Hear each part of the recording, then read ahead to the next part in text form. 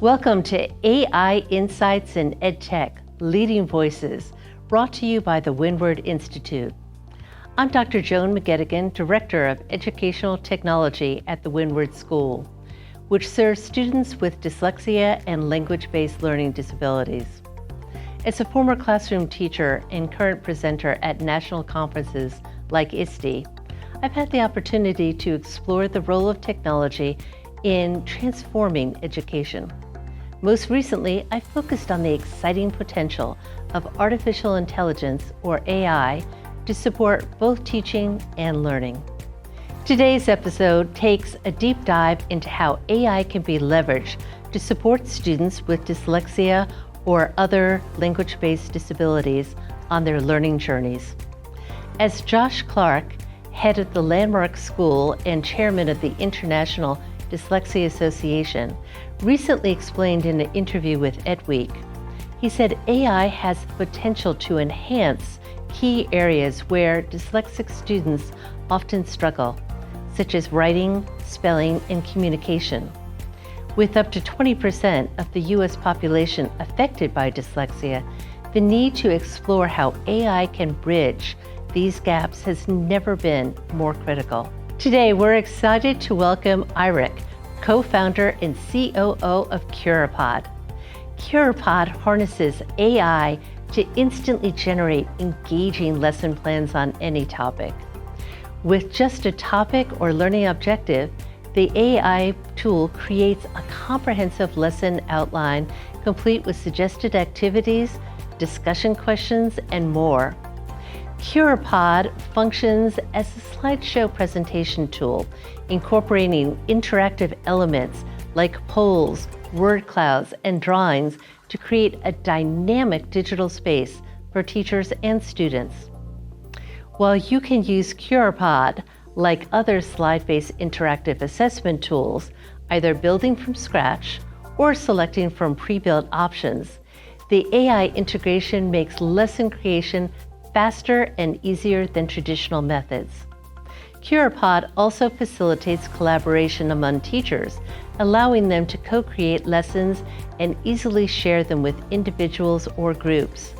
Features like polls can be sent directly to student devices with real-time results displayed on the classroom screen, enhancing engagement and participation. Eirik is passionate about education and a self-confessed nerd. He is deeply curious about education and has worked as an educator in both Norway and Mozambique. Eirik loves teaching. He says that the best side of teaching is that you get to learn everything twice. As a co-founder of Curipod, he's on a mission to make students curious and give teachers more time with their students and families. I believe that education is the key to unlocking a better future for all. And as you can see, he's committed to making that a reality. When Eirik is not busy changing the world through education, you will find him reading Harry Potter, LARPing, and other nerdy activities, or just running. Join us on this journey as we explore, learn, and wonder together about the possibilities of AI in education. Hi, Eirik. I'm so excited that you joined us today. We would love if you would begin and just tell us your AI story. What has your journey been like thus far? Oh, that's a great question. So hi, everyone. My name is Eirik. I am a co-founder of Curipod. And for those who can't hear it on my accent, I'm not from the US, so I'm a Norwegian. And I usually start my own and Curipod stories together. So I usually say I was born with a Hermione reflex. That means if you've been in a classroom, you've seen it. Yeah, exactly. I tend to do this when someone asks a question, and I just loved school. I had a fantastic time at school. I got to go to one of Norway's geekiest high schools where I got to found the Norwegian Quidditch Association. You know, all of those, I just had so much fun at school. And after that, I got the scholarship to move to Mozambique and work as a teacher there. So I moved down to Mozambique, and after a while, I got back to Norway. And then for some reason, I started studying economics. And my first year in university, I met this guy called Jens. And spoiler alert, he is my co-founder and the CEO of Curipod. And my first impression of Jens was that he was just one of the smartest people I've ever met. So I really wanted to connect myself to him. And so we started to work together a lot. So we worked together on every project in uni. And after working together so closely for 3 years, I learned that he had originally dropped out of high school. And I was very interested to understand what had happened, because growing up as this kid, going to the super geeky school. You love school and he drops out. Yeah, and I didn't know anyone who ever dropped out. Like, I never met anyone who considered dropping out of high school. So then Jens, being the first one I met, also being one of the smartest people I've ever met, I got very curious into what happened there. And we started talking, and I think we figured out quite fast that we both had a very strong passion for education, but also a strong opinion on education. And this led to us founding Curipod. And we started out just with the belief that we wanted to create an educational experience where the threshold for participation was lower. Right? That was the core goal with Curipod, because there is so much happening inside the classroom every time a student does this. Like, there is a fear of raising your hand. If I raise my hand, I might increase other people's fear of raising their hand. Some might not want to raise their hand because they know the teacher will pick them, but then they will pick Eirik afterwards to kind of complete the answer. There are so many of those. I usually call them social blockers of interaction, and that's kind of the basis of Curipod. That's when we started out. So for the folks who haven't had the pleasure of diving in and sort of getting a feel for what Curipod is, you just give them like a brief overview? Yes. So Curipod is, I think the umbrella category would be interactive presentation. So we're in the category of Nearpod, Peer Deck. Quizzes have started building some similar stuff, but it's kind of, think about the slide tool. That's the easiest way I can explain it. So think about Google Slides, anything like this where you build the presentation. And you can build the presentation yourself in Curipod, but our presentations are interactive. So your students can connect from their devices, and then we work with activities. So you can start different writing, drawing activities in Curipod. And there is, of course, a lot more to this there. And I can show you later on here. But what we also can do is that we can help you build the lessons. So that was kind of our starting point here, was that all of our activities are created to really foster that in-classroom collaboration and high participation. And we've built out a set of AI engines to help you use all of our activities in what you want to teach. So you can just go in and type in the learning standard you want to cover, or the goal of your lesson, and our AI will build the lesson for you. You can edit it as much as you want, and then you can present it and use it in your classroom.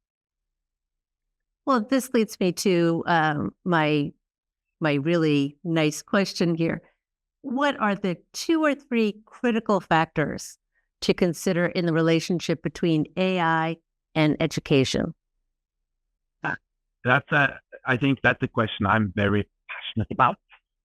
And I think there is probably a lot to be said there.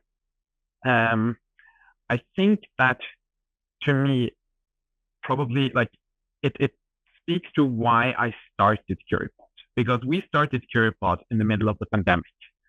And there were a few things that happened during the pandemic.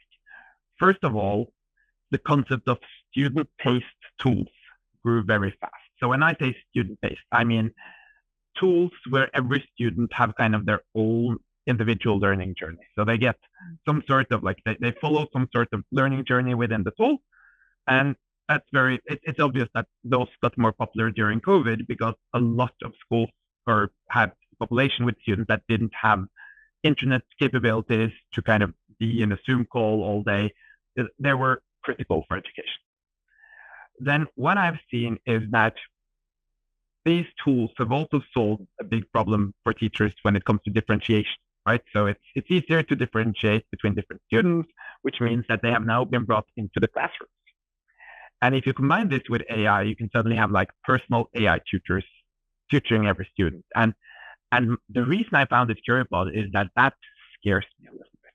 And it's not that I don't see the value of it. Like, believe me, I've been in the classroom. I really understand why it's so interesting to be able to set like all your 30 students on individual learning paths, and they get kind of everything adapted to them. But to me, it also takes all the social aspect out of the classroom. Yes. And that was kind of our drive, that was and is our driving motivation behind Curipod. Can we build technology that does not create those silos, but help bring the classroom together? So that would be kind of my one critical, like the most important thing I would kind of nudge everyone to think about when they're using AI is, yes, let's use AI to help making education more accessible for more and more students, but let's not make that take away that classroom experience. So in Curipod, we have this principle of students do the same activities at the same time. Of course, they can get AI feedback on it, and that AI feedback might be different. And over time, maybe we can even differentiate the Lexi level of the question to every student. But they work on the same activity, and it ends at the same time. And the fact that it ends at the same time for every student, that is so critical. Because what that means is that, okay, I'll give an example. Let's say you go into Curipod, you're a science teacher, and you do a drawing activity where the students are supposed to draw the photosynthesis. And in Curipod, they can then draw on their devices. And when they're finished, they will get feedback from an AI how well they've explained photosynthesis. And the teacher can set up how that feedback should be. But the difference is if they were to work on this alone in singular chat rooms, then they will be on different paces. But if they work in Curipod, the activity ends at the same time for everyone. And what this leads to is conversation. Because suddenly you have 30 students who have invested 20, 30 minutes of their time trying to explain the photosynthesis, and now they get AI feedback. And now they're suddenly very interested. What feedback did my elbow partner get? What feedback did you get? Do I agree with this feedback? And that's kind of what starts the conversation. So I think that's kind of again, I'm biased because I've spent the last 5 years of my life really advocating for this. But it's so important to me that we don't let AI kind of create those silos in our learning system, which kind of already has happened through social media, right? In social media, everyone gets an information stream that is targeted towards them. And I don't necessarily think that's where we want education to be. So I think that's my number one most important thing. No, I could not agree more. Learning at its heart is messy, and at its best is social. Right? Yeah, and you learn best through play. Yeah, it's so social, and I think also this speaks to kind of like what is the most important thing you take away from school, right? It's learning to learn. And learning throughout the rest of your life will also be social. You learn through you're sitting in a meeting with colleagues and you're arguing something, and suddenly you realize here is something I don't understand here, and you go deeper into it. And I think this is to me kind of the core of what learning is about. I love that. Right. So Eirik, what should teachers be doing right now in their classrooms to help prepare students for this brave new world? That's also it's a great question. And I think my answer might be a bit contrarian to like advice you will get elsewhere. And my advice is not that much has changed, right? Yes, I think it's good if a student throughout their education get exposed to working with some AI themselves, and like I think it's like the internet, right? It's nice to be exposed to it. You need to understand the limits of it, but it's not necessary that like every student that goes out of school today do not need to understand how the internet is built. It's great to understand how it works and how it brings society together, the limits, the bounds. And I think a lot similar when it comes to AI.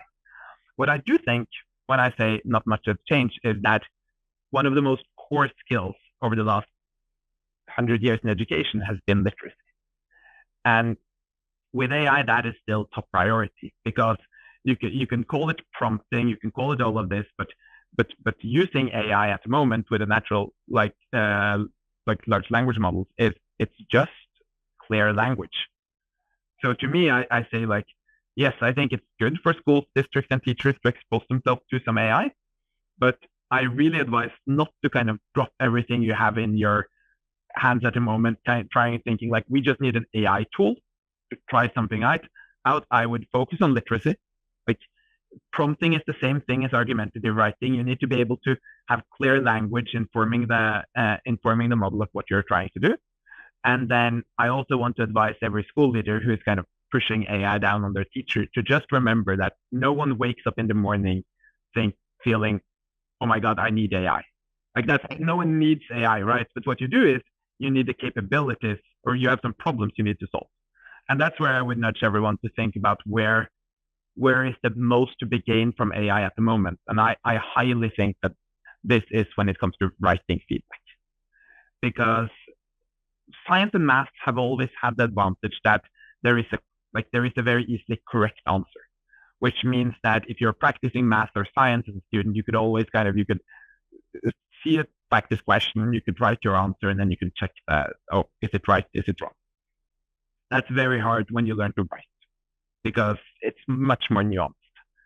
So to me, that's where if I were a school, district, or teacher who wanted to explore AI, I would look for how can I bring this into my writing classroom? How can you write in all subjects, right? So this does not only apply to kind of ELA or English or any type of language writing, right? It can apply to science writing and social studies and all of it. But I would look for how can I use AI to give immediate feedback on writing pieces, because then we get the iteration cycle down. Then we suddenly have a situation where you can practice writing an argumentative paragraph and you can get feedback within a second and you can rewrite it and you can suddenly do this 5 times within the same lesson. And that changes completely how we think about writing practice. So that's typically my best advice. I could not agree more. I've been reading Ethan Mollick's book, Co-Intelligence. Sure. And it's so interesting to me how often he references how AI has helped him get out of writing ruts, because it gives that feedback. And it's not that he's using the output in his book, but it helps spur him to that next paragraph, that next thought that maybe would take him an hour or two, or maybe he would need to go off for a hike before he could, get to where he needs to.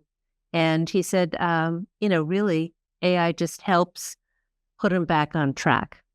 Yes, it's a full day of my writing practice. Like every time I write something, I try to make it, and I try to make it better. I'll put it in my AI tool for if I'm doing feedback on writing. I'm using Curipod because we've built out kind of a full literacy like writing lesson unit in Curipod. But if I'm writing myself like email or text, I use ChatGPT. And I typically put my text in there and I just say, hey, can you give me 3 other versions of this, right? And I'm probably not going to use any of those versions directly. But then I suddenly see, okay, there are some different ways I could go here. I love that. So you touched on this next question already a little bit, but, is there anything else that school leaders should be thinking about to help support teaching and learning with AI in their schools? That's a great question. I think let's separate it. So I think one thing is, I think the question is twofold. It's how can I help expose, or how can I use AI to solve some of my teachers' problems, and through that also expose them through AI, which is probably a very good thing to do in professional learning communities right now, just because I think everyone needs to understand it. And it's how can I expose my students to it. And I think, of course, it's a big advantage if more students get to learn and understand about AI. But I also think that not everything is figured out when it comes to privacy and security with all these AI tools. So I'm not sure if I would say that every school or district should create a program where the students learn to kind of use AI tools themselves.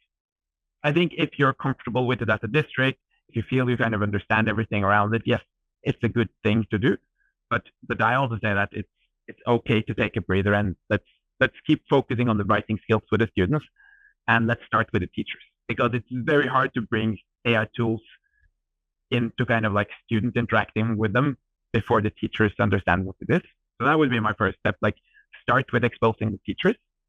And then I would go back to my previous point that make sure you solve a real teacher pain when you do it. Like the worst feeling you can have is when your admin come in and say like, hey, we bought this AI tool. Now you need to use AI. And you're sitting there as a teacher and you're thinking like, but why, right? Like why am I using it? So I think that's my kind of core message to anyone who's building kind of a leadership approach to AI is figure out which problems we want to solve. I advocate for writing feedback, right? I know from experience that that is a huge pain for most teachers, and it's such an kind of low-hanging fruit when it comes to AI. But there's a lot of other stuff you could target. But I think that's probably core advice. Just make sure you target the problem the teacher cares about, because then it's not about learning AI. Then it's about learning how to solve that big pain, and through that you're learning AI. Right. So you mentioned data privacy. How does Curipod protect data privacy? That's a very important question. And I think just in general, we've always had the advantage of being a European company, and Europe is under the GDPR rules, which are extremely strict when it comes to data privacy. So I think the biggest difference when it comes to the European and the US rules is that in Europe, teacher data is protected the same way as student data. That's probably the biggest difference with Curipod and other tools, is that we follow the same guidelines when it comes to teacher data than when it comes to student data. But in general, I think the most important things we have done in Curipod is, one, is to make sure we don't have student accounts. So students can never interact with AI in Curipod. It's always the teacher. Yes, the student can get, like, so to explain how this works is that the student will join in with a PIN code. So there is no user connected to that student, which means there is no data stored on that student. And if a student writes something in Curipod, they can get feedback from AI. That is the teacher that clicks the button and says, send this feedback to the student. And that is kind of an important security layer we added on, because we thought that AI is not ready for kind of students to get that uncontrolled feedback loop. I think some classrooms might be ready for it if the teacher feels very comfortable around AI and understand how it works. But if the teacher is not there, I think it's not a good idea to kind of open up for the students to just run around with it, because it's still a new technology. So that's probably number one security feature. And the other thing we do is that when we use different third-party models within Curipod. The most commonly used one is the newest OpenAI models. But when we do requests to the OpenAI models and send data there, we first anonymize it. So some teacher is trying to create a lesson, and then we send this into the Curipod system, and then we send it into OpenAI's system, and we bring it back. But OpenAI never know which teacher that requested that. So there is no kind of, we're not sending that data further to our third-party vendors. So that's another very important thing we do with privacy in Curipod. Okay. All right. So now I'm just going to call upon your predictive abilities. Where do you think AI and education are heading? That's a fun question. I think and hope is probably connected here. I really hope it doesn't move us closer into silo learning, but I don't think so either, because like when I look at like individualized learning paths, I also remind myself that when was anything ever more fun when you did it alone, right? Like, that's not the case. So I think and hope it will be used in ways to help us bring the classrooms more together. I also think it will have a huge impact on availability of, like, I think that's where the personalization really is a great thing, is that suddenly it's a lot easier to ask. And I'm going to try to avoid using like very engineering lingo here, but when you're Googling something or when you're looking for information online, you're basically querying the internet, right? You're asking for some information. And that's where I think AI will make education so much more equitable, is that if you have parents at home which are highly educated and can help you with school, it's easier to kind of query them for information. Like, why is it like this? Why is it like that? And I think with that, AI is really pushing education forward because it's making it a lot easier to find information.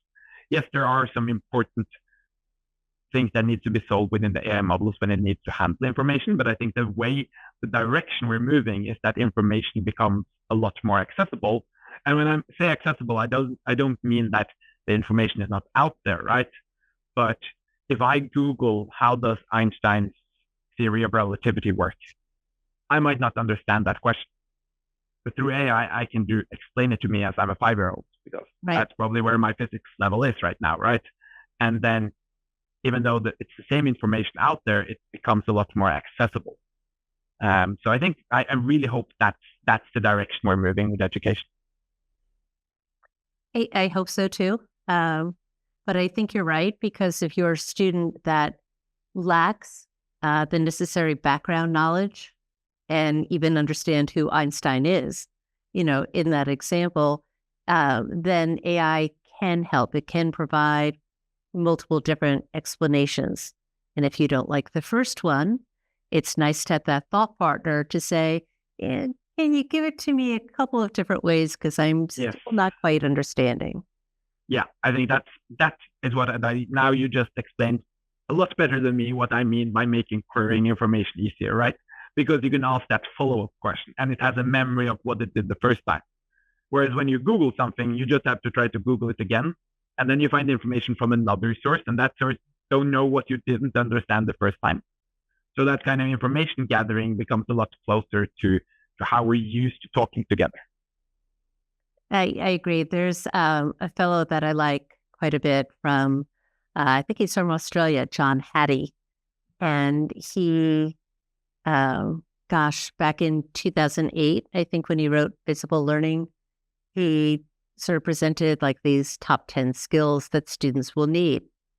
And he said recently in a podcast that he said, I look at that list and it doesn't exist anymore. He said, I think there's really 3 skills students need. And one that he discussed at length was this idea of probative questioning.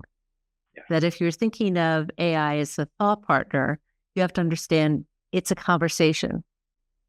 I love that. And I would push that even further to the 4 C's or the 6 C's of learning, this is critical thinking, right? It is taking in some information and it's reflecting on what did I understand? What didn't I understand? Do I have any more questions? And then creating that conversation.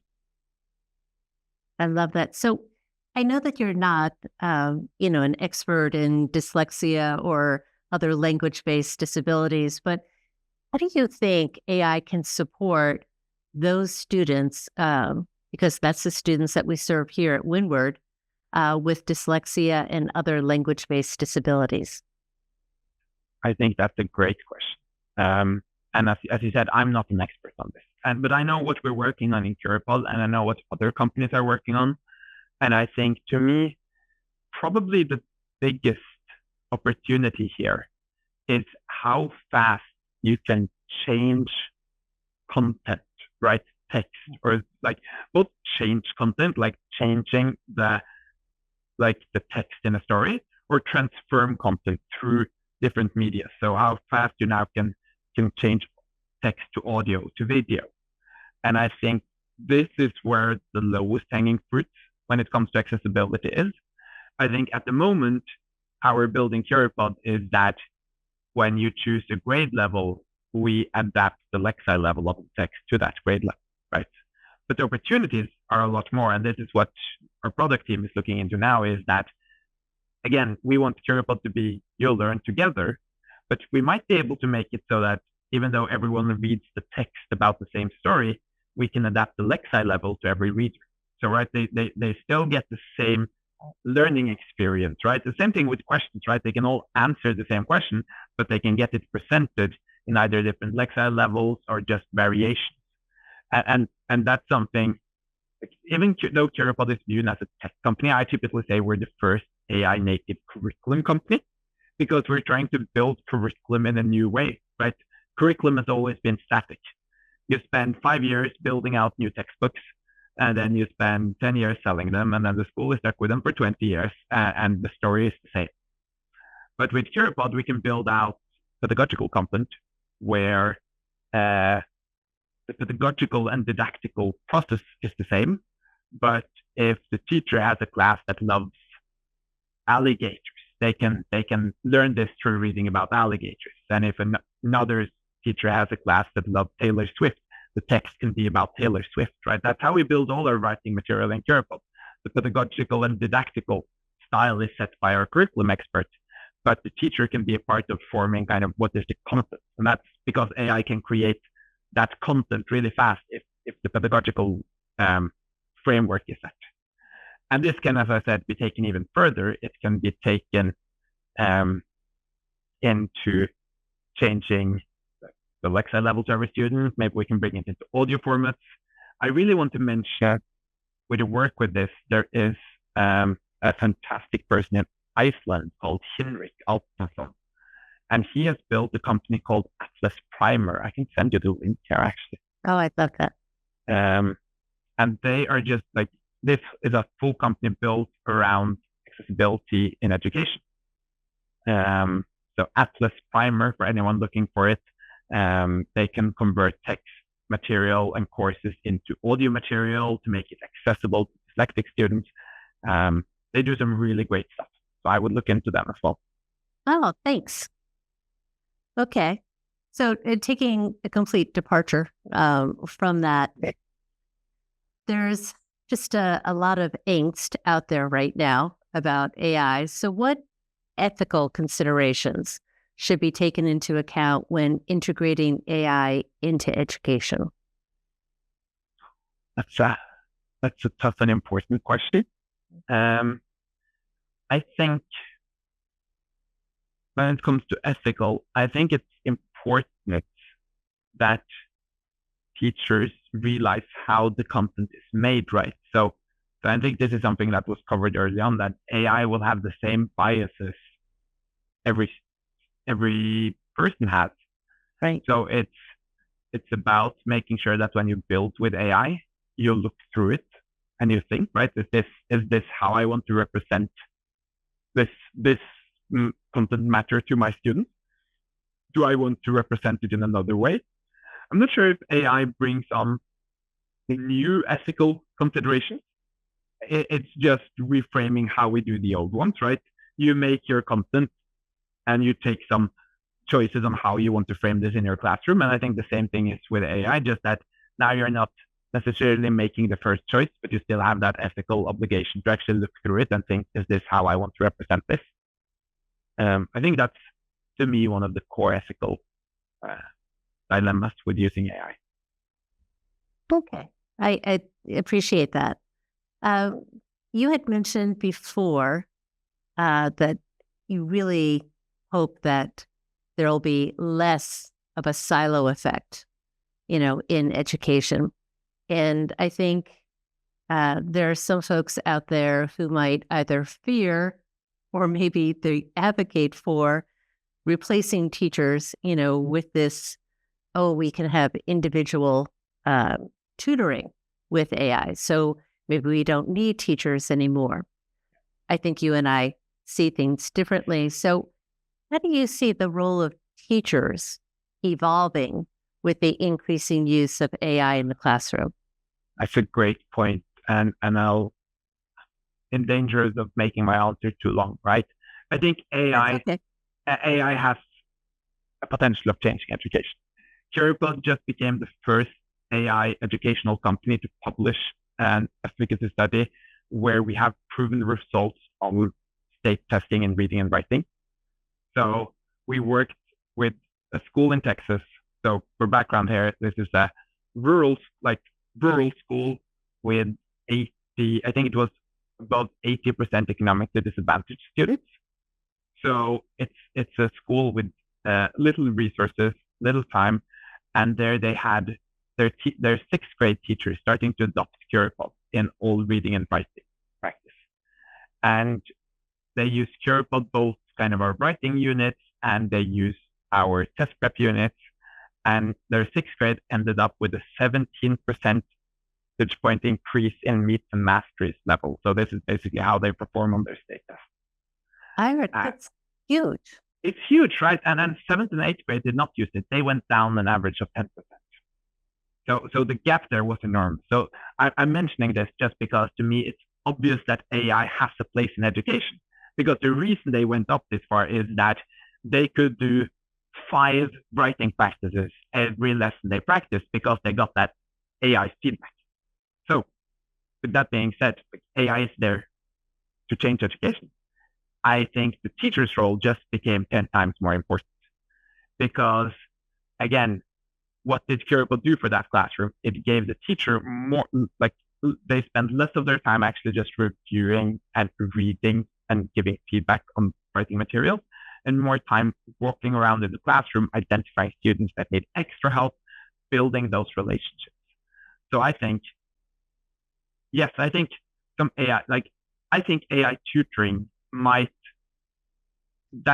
hope AI tutoring will decrease kind of the gap that is created by if you have highly educated parents, you get more help at home. I hope that gap is decreased by AI tutoring. But I think the school's role just became even more important because people need more than ever to build those interpersonal skills, critical thinking, collaboration, communication. And I think and hope the teacher's role will evolve into less and less kind of paperwork documentation, more and more kind of relationship related to the students. And yeah, I'll mention another thing. In Curipod, we have an insight tool. So after you've done a lesson in Curipod, you can go into Curipod and tell Curipod your learning objective. And then our AI will read all the students' answers throughout the lesson and compare them to your learning objective and tell you what the most common misunderstandings and understandings are within your class. That's a huge workload, right? And it's just about understanding what do I need to reteach next lesson. And I think all of those tasks we can use AI to make easier, just to give the teacher more time to what's matter. And that is in classroom collaboration, communication, working on those skills. I love that. So you already answered my question of, can you share any success stories where AI has significantly improved student outcomes? Those are great examples.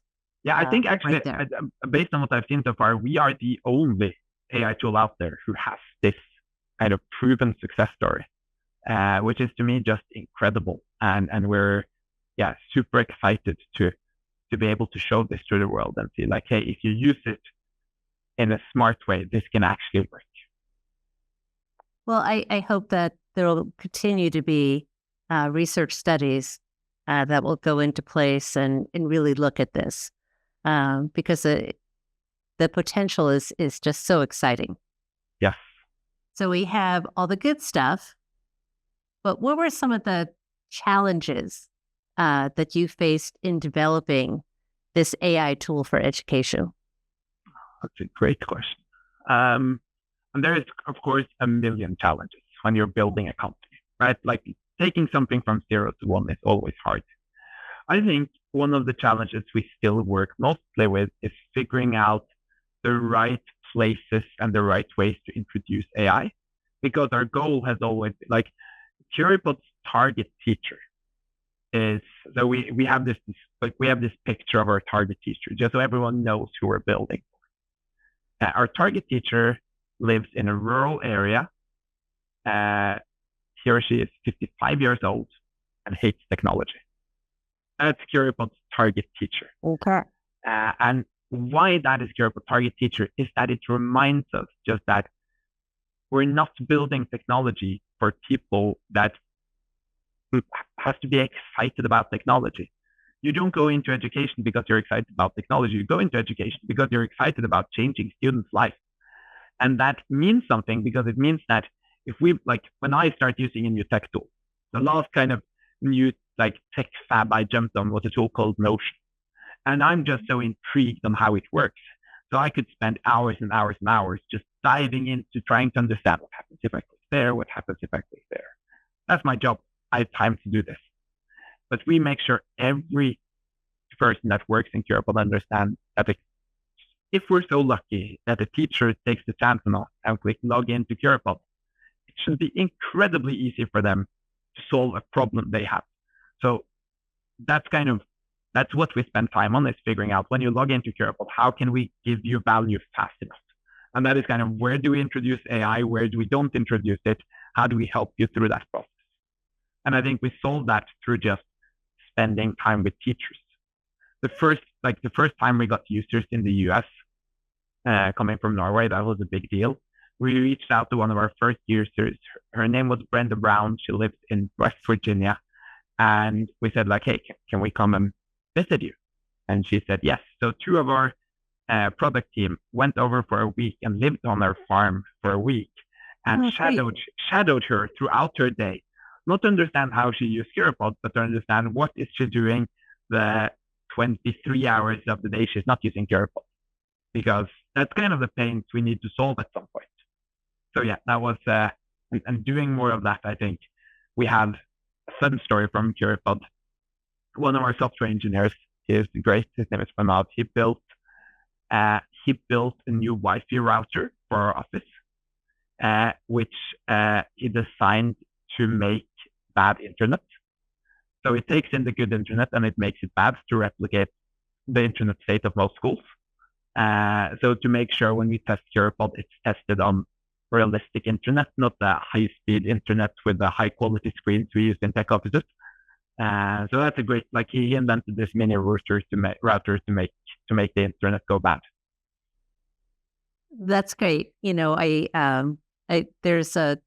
will not mention the technology company, but it makes computers, and it in this kind of famous study, it went through the engineering department and took all of their brand spanking new, super powerful laptops and gave them laptops that were okay, not as powerful, maybe 3 or 4 years old, and said, okay, now you're going to make everything that you've created work on these.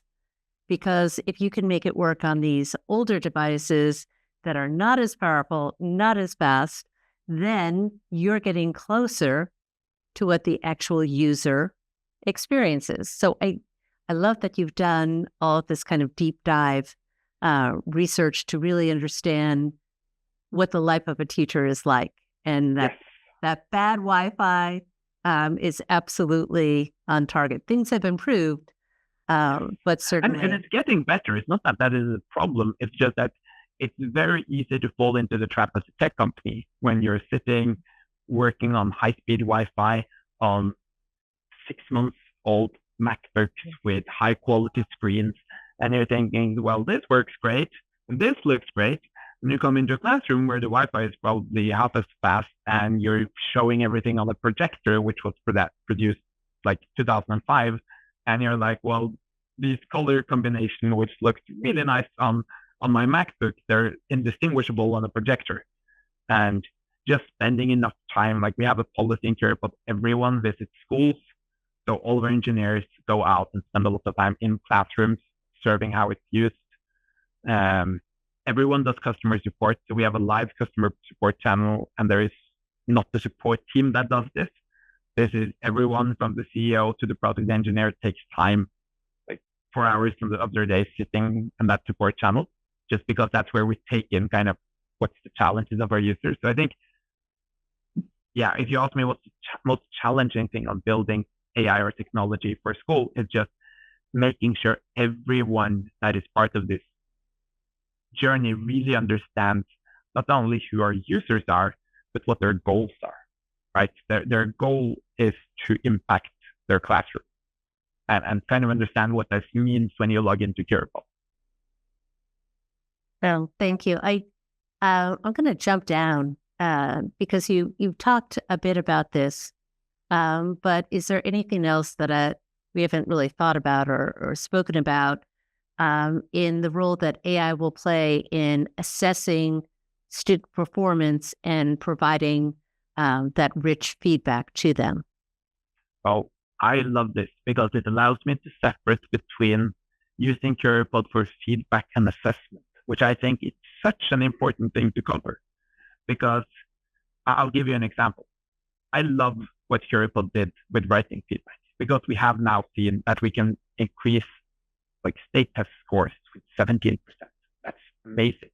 But that is because you reduce the feedback cycle, right? So you kind of, you write something and you get feedback, and you write something and you get feedback. This means you get back.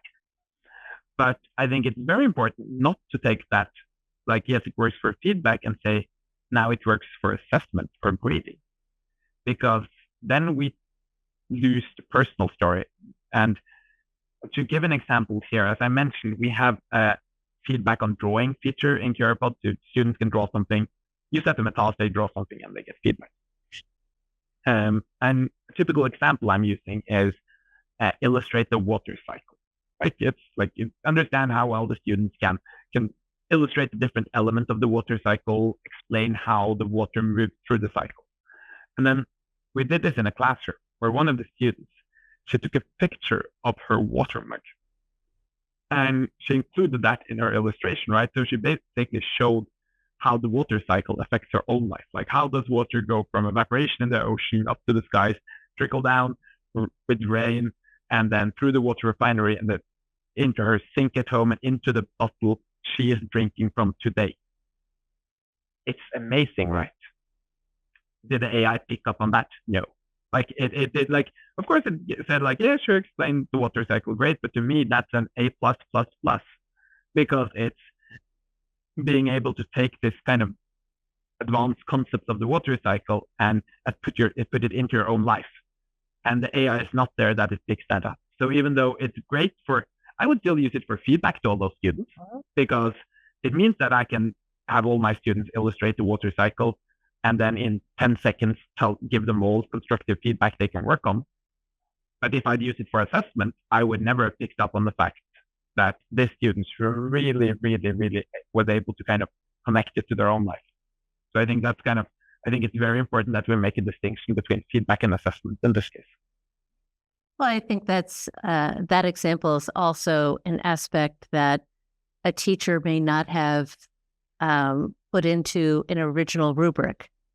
You know, you may not have thought, oh, I really should consider how relevant the student can make their example.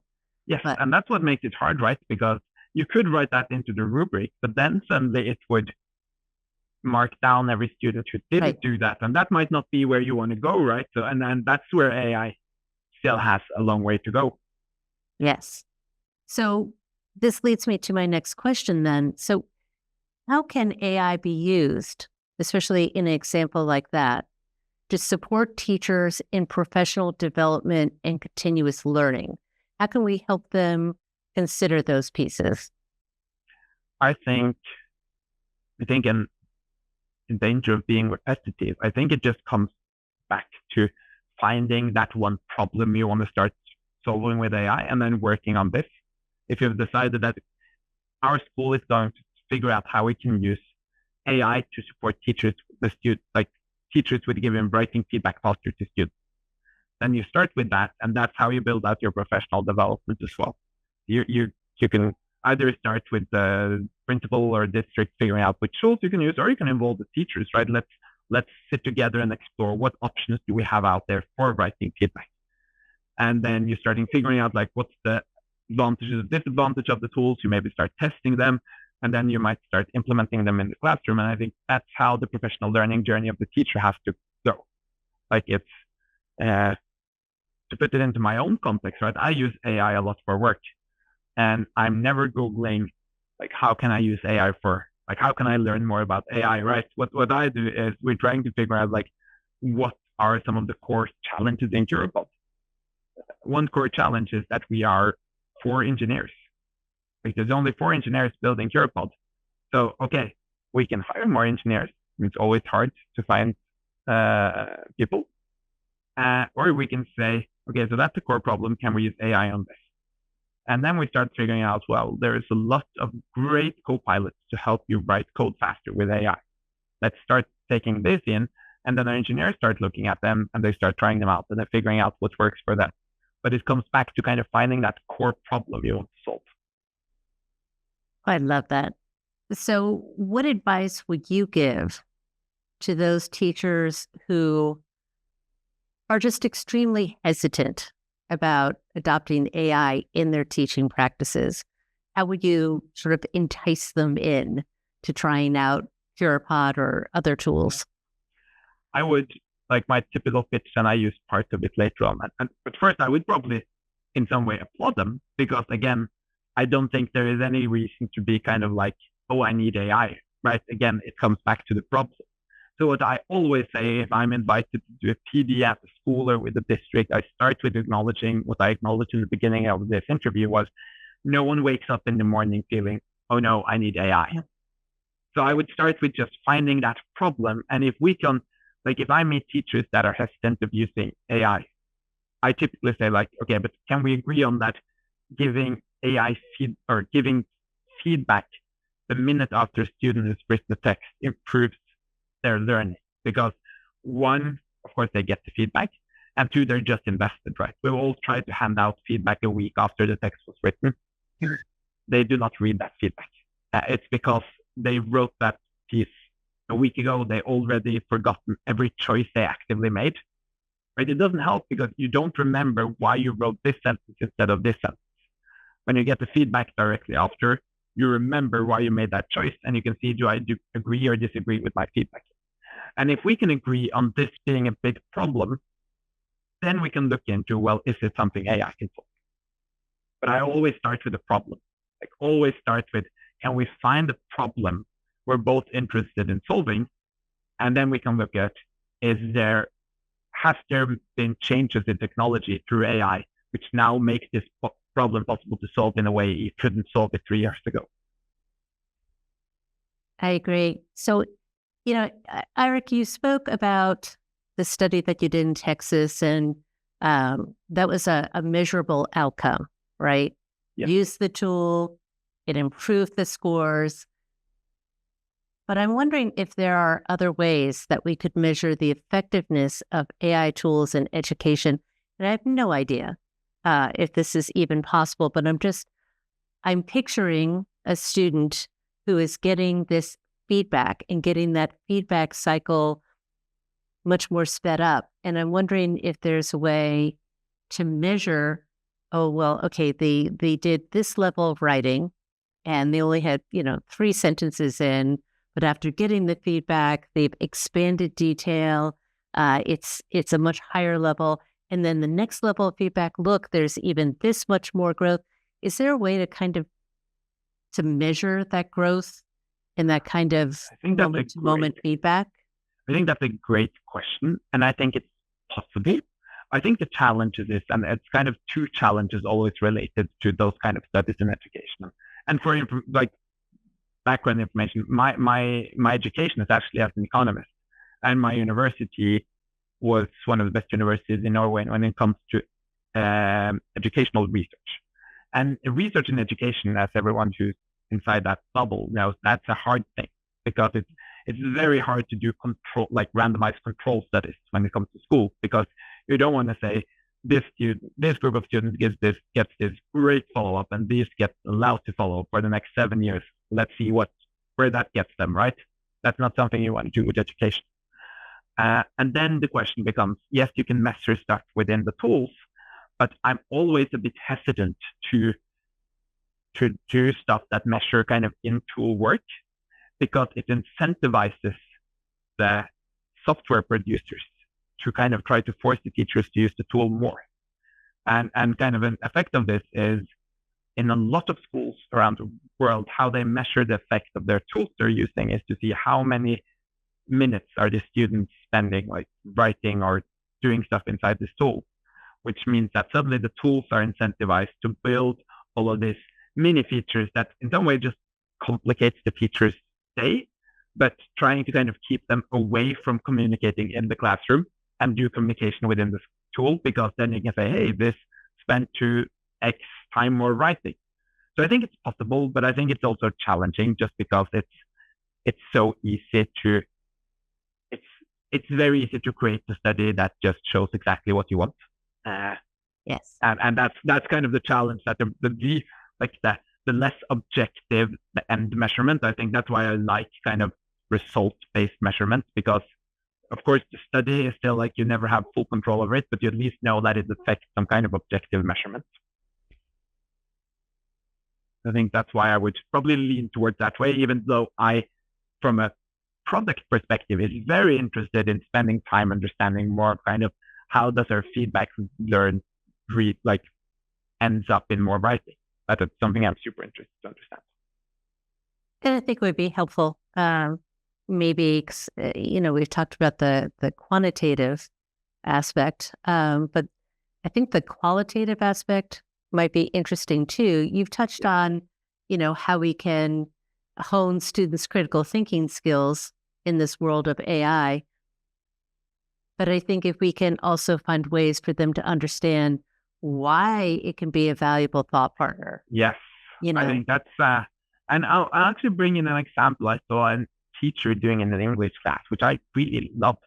And I think this speaks to what you mentioned, like students understanding the role of AI in the society moving forward. Because what this teacher did, I think this was a high school English class, and they had a writing assignment.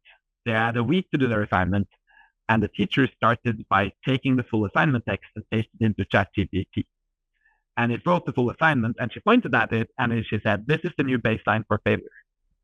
Just because I will expect all of you to be able to start with putting this into ChatGPT and see what this builds, like what this writes for you. And then what I would expect you all to do is then using that as inspiration to faster get started on your own text, maybe query it. Can you write this in 5 different ways? Can you combine this? And then starting exploring through this. So I think she just really, and this also showed the students that it doesn't help using AI to kind of cheat yourself out of writing, because everyone is able to do this. And that's what she exemplified with saying, like, hey, this is the new baseline for failure. Just because if this is all you know how to do, you will never succeed, right? Because everyone in the world can just put that assignment into the ChatGPT and it will write it. I love that, making them understand the process of the product. Yeah, I think that's what the process, like actually, and you touched upon this earlier in our conversation, but that how do you have that conversation with the AI and understanding that the rest of the world is also able to do this? So the skills you suddenly need is how do I use this in the best possible way? Well, Eirik, this has been an amazing conversation. Is there anything that you would like to show us? Because we've kind of talked around. I think actually we've talked about almost everything. What I can do is I can just briefly and anyone who's interested in learning more about Curipod in general, they can just reach out to me. When you log into Curipod, you can just go create a lesson, and then you can click generate a lesson, and then you can write in any topic you want here. I'll just use an example here, Newton's 3 laws of motion calculate. So it basically says what the lesson should be about. And it says, since my students love Rocket League, use Rocket League cars as examples. Again, this is about adapting it to the class needs. You select the language here, and then you just click get lesson, and it starts building out my lesson for me. And now I've become impatient. So I've gotten used to, now it suddenly takes 20 seconds to build my lesson. That feels like forever. I'm sitting here waiting, but I have to remind myself how much time this took 2 years ago. Yes, and if I were in the classroom creating this lesson, this would take me maybe a couple of hours. Yes. So a few seconds is great. All So right. here it's built out the first lesson, and you can just go in and edit it as much as you want. You see here what type of activities there are, and when you want to use it, you just go present and have the students join in from their devices. And it's so easy. So yeah, and if you're trying Curipod or anything else, I just recommend you to explore the tools that solve the problem you want to solve. Eirik, thank you so much. I can't wait to share this with our network of schools and of course, with teachers in our New York, New Jersey, Connecticut area. I just think this is such a difficult area for teachers to take time to kind of understand and explore. And I think this conversation really sets the stage and helps them understand what can and can't be done. And the biggest question of all, why? And so I can't thank you enough for sharing your knowledge. And I hope for continued success for Curipod. Thank you so much for having me. It was a real pleasure. Oh, thank you so much. And enjoy San Francisco. I don't know what the weather is like out there right now. It's way too warm. I'm Norwegian. I miss the snow. Okay. All right. But thanks again. I really appreciate it. Thank you so much. Bye-bye. Thank you for watching AI Insights in EdTech Leading Voices. Join us next time as Dr. McGettigan speaks to educator, author, and equity education advocate Ken Shelton as he offers insights around organizational leadership, coaching, professional development, and more. See you then.